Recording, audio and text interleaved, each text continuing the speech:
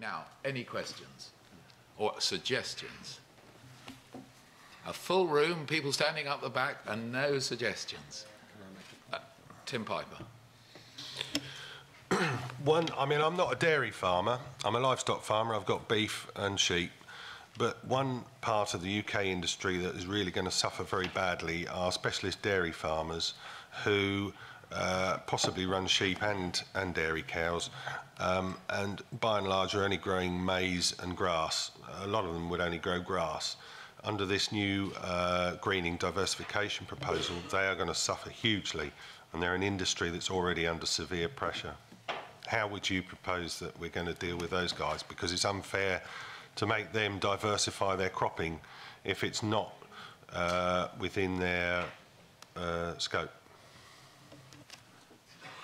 Right. Are there any questions? In which case I'm forced to cast my eye on the front bench. And Professor Alan Buckwell, who's spent much of his professional policy-making life with the interests of farmers and landowners, is now working full-time for the interests of the environment, the IEP. Do you have any comments or questions or suggestions, Professor? Well, I had my bite of the cherry earlier, but I'm happy to have another one. In a way, what we're hearing is what we seem to be stuck on in this session this afternoon is how to treat those who claim or who are already doing the right thing for the environment. And in a sense, so this then has come into the discussion in the form of green by definition. Now, I can see that it's a very good argument that if I've already got 5 or 6 or 7% of my land that's in environmental management, then it seems reasonable that that is equivalent to what the Commission is asking me to do, so therefore I can be deemed to have satisfied these conditions without having to do any more. Now, where that falls down, or at least the difficulty for those farms who are doing that, and we seem to have got a panel full of them, is that when you get into the Pillar 2 Agri-Environment Scheme, the argument is, oh, but the baseline has now been lifted, so if you want to get your Agri-Environment Scheme payment, which is how they're getting their present good delivery, then you've got to do some more as well. Now, the difference is that's voluntary. So from a European perspective, the outcome should be that we're preserving the environmental delivery on those farms who are already doing it. Those who wish to and who can then enter agri-environment schemes and do even more. But everybody who's not doing it has to come in. That's the critical thing. Yeah. Now, then the problem is to what extent are the basic greening management practices, have we watered them down in the interim in order to get an agreement? And if we have, and I fear that's exactly the danger that we're teetering on, is watering down each of the 3 measures from the simple generalised measures that the Commission proposed to allow those who are not doing the right thing by the environment to escape having to do almost anything. And then the outcome is we preserve those who are already doing it, but we've added nothing to that. And that, to my mind, is the risk that this policy runs. So your point is about additionality. And that's a point, additionality, which I think is very much a policymaker's word, I think we've got to keep in mind. Are there any questions or suggestions? Yes. Yes, Charlie Chartner from the United Kingdom. I'm a conservation advisor, and picking up from a few points from the panel, it seems to me that most agree that really when it comes to implementing ecological measures on the farm, it comes down to farming efficiency. It comes down to looking at each area of land and then making a decision as to what that area of land will do best. So my point is simple. Why do we not change the language from ecological focus areas to farming efficiency areas? And the two really are the same things. Thank you. Farming efficiency areas. Well, I think we heard something about less favoured areas, the environmental thing. I can't remember who mentioned it. I think it was Professor Buckwell in his presentation. They instead of being called severely disadvantaged or less favoured areas, they should be called wildlife-rich areas, and that's really your same point, Mr. Chandler. Thank you for that. Any points. Yes, towards the back. Hello, my name is Hans Rotbull from Denmark. I was wondering whether it would be possible not to have a general 6 or 7%, but to have an individual measurement on each farm. What should be done here? What could be done beneficially, instead of just a general 7% or something? Right. That's a suggestion. We heard earlier about making it simple. I'm not sure that would help in that direction, but we're here to receive suggestions, and please, you know, this is your opportunity. You're clearly all interested. From Ireland. Yeah. I'd just like those... Could you please say who you are and where you're from? Sorry, Nick Bielenberg from Ireland. There are some very many learned people who are obviously engaged in the final talks and during the Irish presidency at the same time. I wonder to what extent, in actual fact, these matters have been discussed, and is there any sort of a baseline that is being established to see who is already qualifying for being green and who needs to do this? Have the Commission actually gone quite a long way along the line? Because obviously this decision is crucial now. It's got to be made over the next 3 or 4 months. And there has to be a baseline of what is already green or acceptably green and what isn't. I think your question has to be addressed to the front row, yeah, rather than to this table. Let me, for once, go ahead of Tassos, and then Tassos can... Thank you. I mean, Tassos made a very clear point at the start to say that the introduction of the, and he'll correct me if I misunderstood, but I don't think so, that the introduction of the greening component was a raising of the requirement to deliver public goods. So we have raised the requirement, and that's what the CAP reform does. The CAP reform says each farm, within the obvious small farm limit, each farm will deliver. Now, what we have to do then is decide, okay, where is that level going to be? We can't decide on that until the Council and the Parliament have decided on exactly the details, but it is a higher level. And then the farmers on the panel, we have to see whether or not what they've been delivering today has been, where that sits in relation to the higher demands of the Council and the Parliament and the legislation eventually. Those who have gone a long distance already have a lot shorter a distance to go.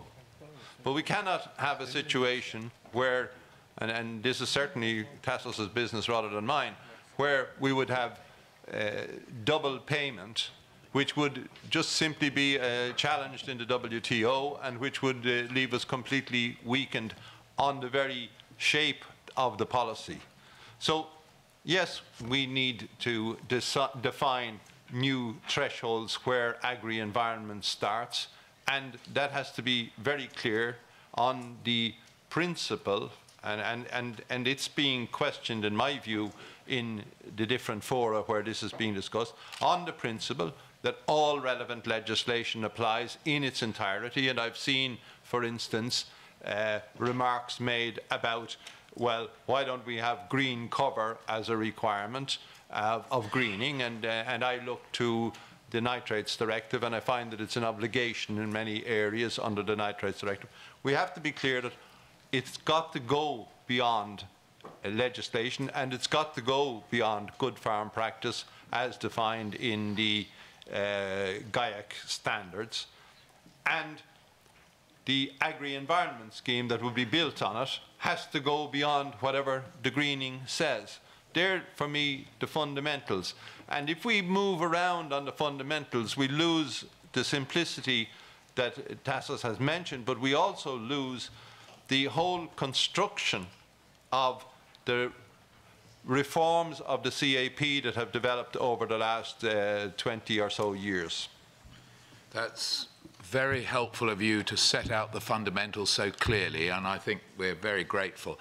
Tassos, do you have any final remarks on the original, well, on the, any remarks on the question from Nick Bielenberg, or any concluding remarks in general? Yes, I mean, not only in my function as Director of Economic Analysis, but in the other function that I have for a temporary period, luckily enough, Acting Director of the Direct Payments Directorate, I can assure you that we do nothing else day and night, and many times at night, that try to work on these issues. In fact, these issues are not new. We have had this public debate for a year and a half at least now on all these issues.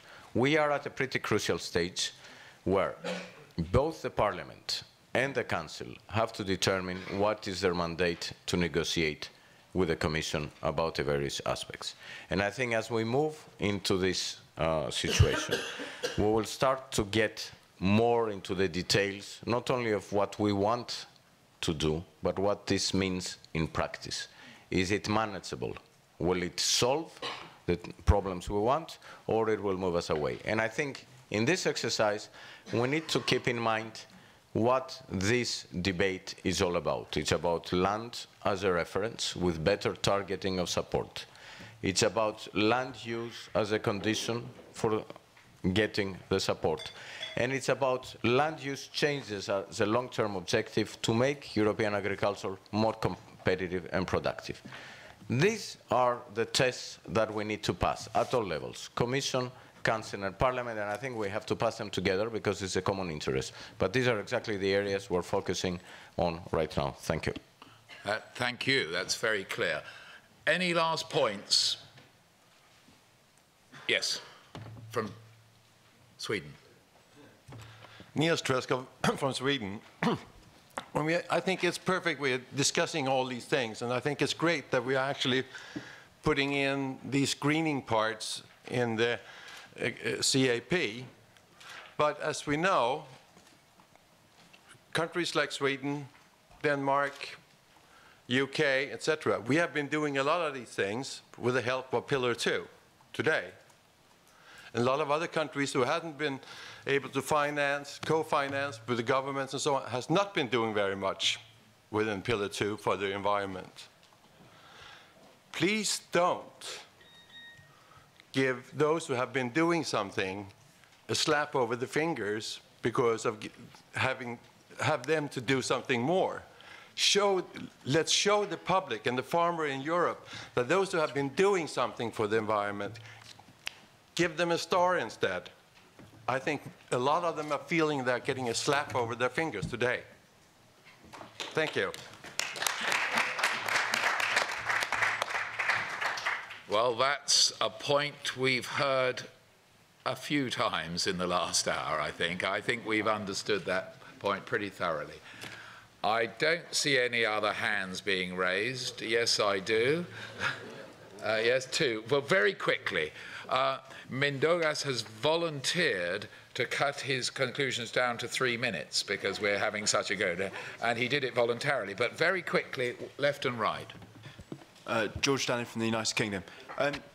Just quickly, in the last slide, you said that you didn't think cross-compliance was going far enough in providing a legislative base for farmers to keep land in a good agricultural condition. Do you see that under CAP that we should be looking to beef that up rather than supply more land for greening? Should there be a better legislative process for farmers to make sure they're actively using the resources better than to take land out of production? Jana. Well, I'm not convinced that there is a clear-cut answer, because in many ways what greening requirements are doing is additional layer to cross-compliance. And we do have a lot of evidence that there are issues with, for example, enforcement of cross-compliance, because there is a certain very small percentage of farms that are being controlled, etc., etc., while greening measures will be under a different enforcement regime. They will be linked to direct payments. So it's more a way of operationalizing the delivery on that type of environmental management that's different in the greening requirements. And if the green measures are defined consistently and coherently, they should have a chance to be tested that this can deliver more than cross-compliance did. Thank you. The very last question against the wall. Briefly. Marco Pasti from Italy. Are we sure that under any condition permanent pasture is better than monoculture of maize? Thank you. Okay, that's a point rather than the question. Right, Mindaugas, what is your view, or the It was a question, it's not an affirmation. I'm just asking if it's a permanent pasture is better than monoculture of maize from an environmental point of view. It's a question, it's not an affirmation. Okay, I think it's Michael who has to answer that. Yeah, all the evidence that we have. First of all, both types of crop production are perfectly legitimate. That's not a point at all. Secondly, we have very considerable evidence that permanent pasture is extremely good at carbon sequestration, that it is extremely good at filtering water, and that generally speaking, water underneath it is in a better state than under permanent arable cropping. And then you can say the corollary for maize. But let me not put one against the other, because both of them have their place in agriculture, and we have never and would never make a suggestion otherwise. We simply see that there are benefits in one form or another.